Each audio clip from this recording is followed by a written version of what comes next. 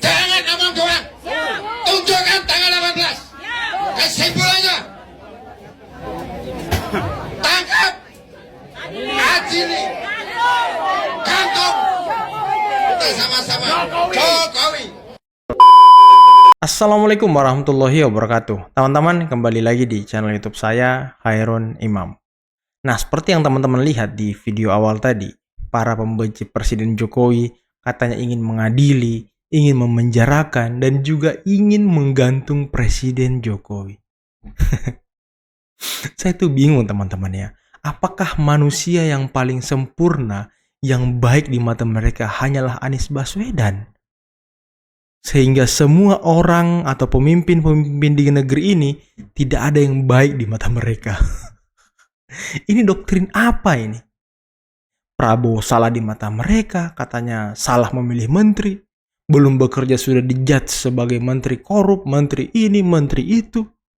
Dan yang paling lucu, ada anak abah, buzzer-buzzer anak abah yang mengatakan bahwa Profesor Stella Christie yang dipanggil kemarin oleh Pak Prabowo yang guru besar di salah satu universitas terbaik di China, dikatakan oleh mereka bahwa kita telah dijajah.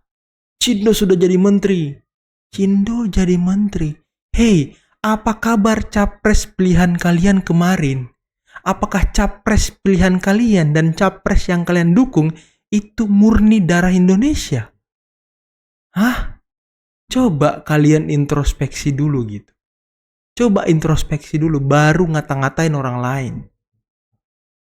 Dan di video ini kita akan mendengarkan bagaimana pidato dari Bapak Luhut Binsar Panjaitan terkait dengan bagaimana kinerja yang sangat luar biasa dari Presiden Jokowi sehingga mereka, para pembenci ini yang tadi ingin menggantung Pak Jokowi, terbuka mata, hati, pikirannya. Kalaupun tidak bisa terbuka, ya semoga mereka sadar teman-temannya dari mimpi indahnya yang sangat lama bersama Anies Baswedan. Oke teman-teman, sebelum kita masuk ke videonya, jangan lupa like, subscribe, dan share. Dan tanpa perlu berlama-lama lagi, mari kita mulai videonya berikut ini.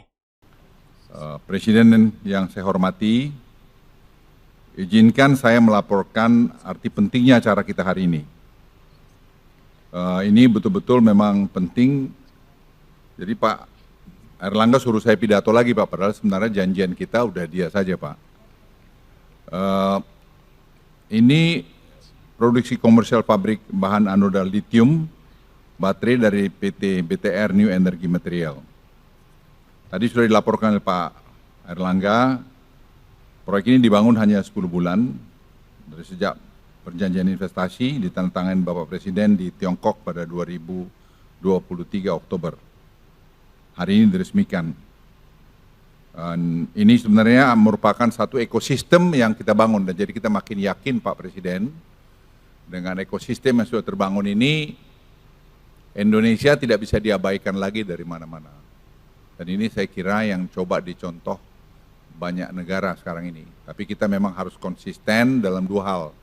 Satu mengenai legal kita, yang kedua mengenai policy kita. Jadi policy itu jangan ada di overrule lagi, kita harus bisa konsisten. Karena itu yang menjadi sangat penting Bapak Presiden dan juga kami pembantu-pembantu Bapak untuk melihat anoda adalah salah satu komponen utama dalam lithium baterai yang berperan sebagai sumbu negatif. Sementara nikel yang hilirisasinya telah dilakukan selama ini adalah membentuk komponen katoda yang berperan sebagai sumbu positif.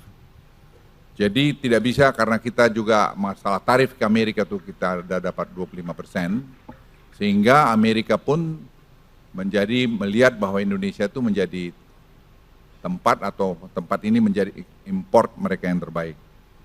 Sebagaimana kita ketahui, katoda tidak hanya berasal dari nikel, ada juga yang berasal dari fosfat dan besi, sebagaimana kita kenal sebagai lithium LFP atau lithium ferrophosphate. Namun apapun jenis katodanya, nikel atau LFP, tetap membutuhkan anoda agar lithium baterai dapat berfungsi.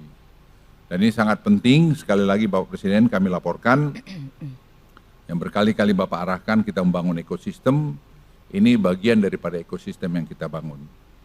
Inilah pentingnya investasi BTR, New Energy Material di Indonesia. Mereka adalah produsen anoda baterai terbesar di dunia dengan teknologi yang paling maju.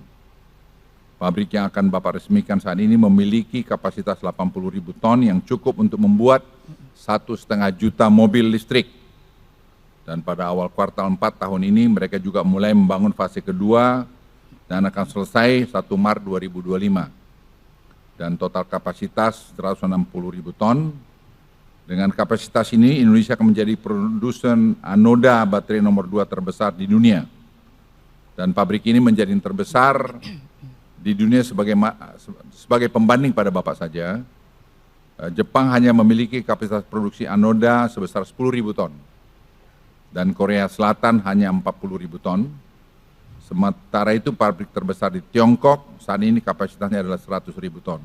Jadi kita akan bisa melewati Tiongkok dalam beberapa waktu ke depan. Dengan adanya pabrik anoda baterai ini, ekosistem industri lithium baterai di Indonesia akan semakin lengkap. Dan sesuai tugas yang Bapak Presiden berikan kepada kami, kita tidak hanya akan mengembangkan lithium baterai, tapi yang berbahan katoda, nikel, tapi juga katoda LFP, dan pabrik LFP saat ini sedang dibangun Indonesia. LFP ini memang menjadi penting, walaupun LFP ini sebenarnya berpengaruh dengan cuaca yang ekstrim dingin maupun ekstrim panas. Oleh karena itu, tetap saja orang masih melihat lithium baterai itu pilihan yang terbaik saat ini. Bapak Presiden yang saya hormati, serta para hadirin yang berbahagia, keberhasilan kita untuk membangun hilirisasi dan mengembangkan ekosistem mobil dan baterai tidak lepas dari arahan Bapak Presiden dan konsistensi pemerintah dalam menjadikan aturan yang baik. Saya masih ingat betapa Bapak Presiden dulu memutuskan untuk kita memban ekspor nikel ore itu yang banyak sekali waktu itu pro-kon, tetapi Presiden saya ingat betul konsisten terhadap itu, karena waktu itu ekspor kita akan hilang kira-kira 1,5 miliar. Tapi Bapak Presiden dengan keputusan Bapak waktu itu, tahun lalu ekspor kita sudah hampir lebih dari 34 miliar dolar. Jadi angka yang sangat besar. Dan kita melihat kalau proses ini terus berjalan pada tahun 2027,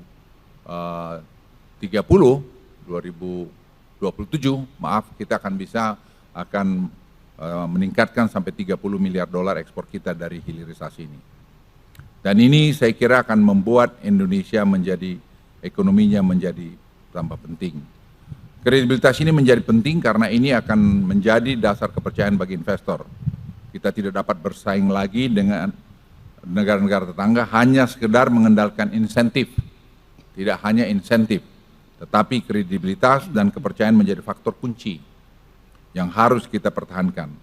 Kita akan memiliki pesaing dalam pengembangan KEK dari Johor dan Singapura, yang pada awal tahun ini akan ditandatangani koridor Special Economic Zone, di mana Johor akan menyediakan lahan dan sumber daya energi yang kompetitif, di mana Singapura mendukung dengan kualitas SDM yang tinggi. Saya senang Bapak Presiden selalu mengatakan kita kompetitif, kita harus kompetisi. Kami tidak takut bersaing dengan mereka karena kita juga memiliki modal kekuatan yang baik serta kredibilitas kepercayaan yang selama ini sudah kita bangun. Dan saya percaya dengan leadership Bapak, walaupun Bapak beberapa waktu lagi akan meninggalkan pemerintahan, memimpin ini, tapi Bapak telah meninggalkan legacy yang saya kira tidak mudah dibentuk oleh orang lain. Dan saya percaya Bapak Presiden sepanjang waktu orang akan mengenang bahwa Bapak telah meletakkan landasan negara ini menjadi negara industrialisasi. Tidak hanya pengekspor raw material. Saya kalau boleh mungkin agak sentimental, selamat jalan Pak. Bapak akan menjadi kenangan yang indah buat Indonesia. Tapi saya kira acara penting semacam ini menurut saya sangat, buat saya pribadi sangat menyentuh. Karena saya ingat Pak di depan pintu masuk istana di yang belakang Bapak firm untuk menyangkut kita memban ekspor nikel ore, dan itu merupakan tantangan. Kita kehilangan 1,5 miliar waktu itu, 1 miliar sekian, tapi sekarang buahnya kita lihat Pak, kita disegani, dihormati, dan teknologi kita tambah bagus, dan ekspor kita akan meningkat. Jadi saya yakin dalam kurun waktu yang tidak lama, ekspor kita dalam turunan hilirisasi ini, Bapak Ibu sekalian akan meningkat sangat signifikan. Dan lebih dari itu, tidak ada orang menganggap enteng lagi Indonesia. bahwa Indonesia ini bisa diatur-atur oleh siapapun. Indonesia negara besar, negara yang mempunyai karakter, negara yang bisa mengatakan ya, dan negara yang bisa mengatakan tidak. Oleh karena itu, kita semua pembantu presiden harus betul-betul mengantar semua, mengawal semua aturan-aturan peraturan ini dengan baik. Kita harus menjaga kredibilitas Bapak Presiden yang sudah dibangun selama 10 tahun. Kita semua pembantunya harus bahu-membahu melakukan ini dan saling mengingatkan untuk kita tidak mengkhianati ketentuan atau kredibilitas yang sudah dibuat Bapak Presiden. Itu Bapak Presiden dari saya, dan saya sekali lagi rasa hormat pada Bapak, karena Bapak telah memimpin kami, paling tidak dari saya sendiri selama 10 tahun yang pernah berada di bawah Bapak, tapi saya yakin sekali lagi, hakul yakin bahwa apa yang sudah Bapak letakkan ini akan menjadi landasan buat kita semua. Sekian, terima kasih. Wassalamualaikum warahmatullahi wabarakatuh. Nah, teman-teman, itulah tadi video dan pidato yang sangat luar biasa dari Bapak Luhut Binsar Panjaitan, di mana beliau mengatakan bahwa Indonesia saat ini disegani oleh dunia itu karena Presiden Joko Widodo. Dan legasi ini akan diteruskan oleh Presiden terpilih Prabowo Subianto yang sebentar lagi akan dilantik, teman-teman. Hilirisasi adalah kunci dan senjata rahasia Indonesia untuk menjadi negara maju, dan tentunya kita bisa menjadi pemain di dunia, teman-teman. Karena apa? Ternyata negara-negara di Eropa dan di Barat itu mengambil bahan mentah dari produk-produk yang dia buat itu dari Indonesia. Dan sekarang kita sudah membuat smelter-smelter, membuat bahan mentah itu menjadi bahan jadi, menjadi aksesoris yang nantinya bisa dijual ke luar negeri dengan harga yang tentunya lebih mahal daripada bahan mentah, teman-teman. Dan visi Pak Jokowi dan Pak Prabowo ternyata sama. Kita harus mengolah hasil alam kita sendiri, kita harus mengolah hasil bumi kita sendiri. Dan nantinya kita akan kembalikan semuanya kepada rakyat, bangsa, dan negara. Inilah cita-cita dari Pak Prabowo dan Pak Jokowi. Makanya keberlanjutan ini penting. Jangan sampai legasi-legasi penting yang sudah dibangun oleh Pak Jokowi ketika bukan keberlanjutan yang menjadi presiden, ya maka semuanya kembali dari nol, teman-teman. Kayak di Pertamina, terusan aja kembali dari nol. Ini kan tentunya tidak, ya namanya jalan di tempat kali ya. Kita akan terus-terusan jalan di tempat, tidak pernah melompat lebih jauh dengan menyusun program atau portofolio yang jangka panjang tentunya. Visi misi negara jangka panjang. Dan ya alhamdulillah Pak Prabowo terpilih dan nantinya beliau akan membangun sumber daya manusia.